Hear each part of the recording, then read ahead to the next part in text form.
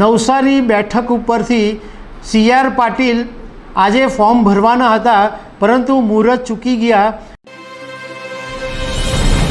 નમસ્કાર દર્શક મિત્રો, મીડિયાની અંદર એક વાત ચાલે છે કે નવસારી બેઠક ઉપરથી CR પાટીલ આજે ફોર્મ ભરવાના હતા, પરંતુ મુહૂર્ત ચૂકી ગયા અને એટલે આવતીકાલે ફોર્મ ભરવાના છે।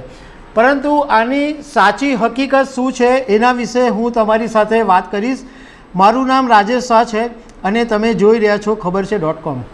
દર્શક મિત્રો, નવસારી લોકસભા બેઠક ઉપરથી ભારતીય જનતા પાર્ટીએ CR પાટીલને ચોથી વખત ટિકિટ આપી છે। 3 વખત CR પાટીલ જંગી બહુમતથી જીત્યા છે અને 3 વખતથી સાંસદ છે। અત્યારે ગુજરાતના પ્રદેશ પ્રમુખ છે।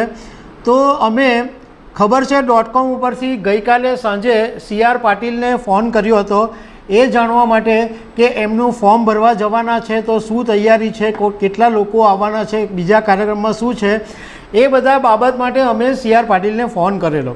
તો એ વખતે કદાચ વ્યસ્ત હશે તો એમણે ફોન નહીં ઉચક્યો, પરંતુ ગઈકાલે રાત્રે લગભગ 8-8:30 વાગે CR પાટીલનો ફોન આવ્યો અને એમની સાથે જ્યારે અમે વાત કરી કે તમારા કાર્યક્રમ તમે ફોર્મ કાલે ભરવાના છો તો શું છે તૈયારી, તો એમણે બહુ સ્પષ્ટ વાત કરી હતી કે આવતીકાલે એટલે કે 18 તારીખે માત્ર મારો રોડ શો છે, બધા કાર્યકરો સાથે ભેગા થઈને એક રેલી કાઢવાના છે, પરંતુ ફોર્મ ભરવા હું જવાનો છું 19 તારીખે। એટલે એમણે બુધવારે જ આ વાત કરી દીધી હતી કે ભાઈ 19 તારીખે ફોર્મ ભરવા જવાના છે। હવે મીડિયાની અંદર તો બધા જ મીડિયામાં એવું ચાલતું હતું કે CR પાટીલ 18મી તારીખે ફોર્મ ભરવા જવાના છે, 18મી તારીખે ફોર્મ ભરવા જવાના છે।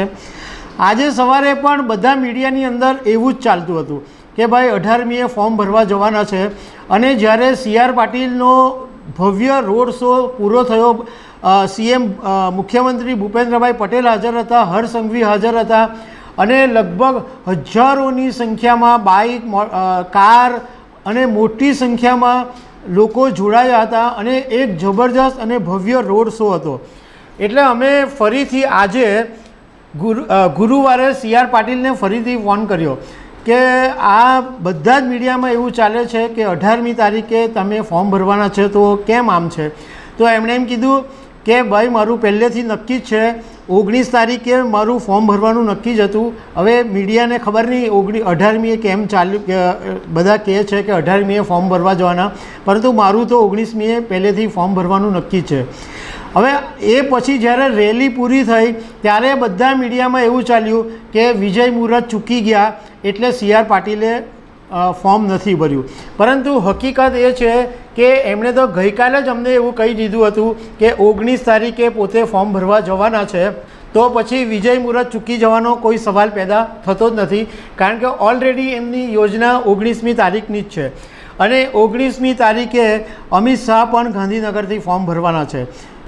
દર્શક મિત્રો, CR પાટીલની ખાલી થોડીક તમને વાત કરી લઈએ કે CR પાટીલ એક પાવરફુલ નેતા છે અને 3 ટર્મથી નવસારી બેઠક પર જીતતા આવ્યા છે અને ચોથી વખતે જ્યારે ભાજપે ટિકિટ આપી ત્યારે એમણે પોતે એવું કીધેલું હતું કે મને મારા મતદારો પર એટલો બધો વિશ્વાસ છે કે મારે મારા લોકસભા મત વિસ્તારની અંદર જવાની પણ જરૂર નહીં પડશે, એવી વાત એમણે કરી હતી। તો દર્શક મિત્રો, આવી અનેક વાતો સાથે અમે તમને મળતા રહીશું। Thank you very much.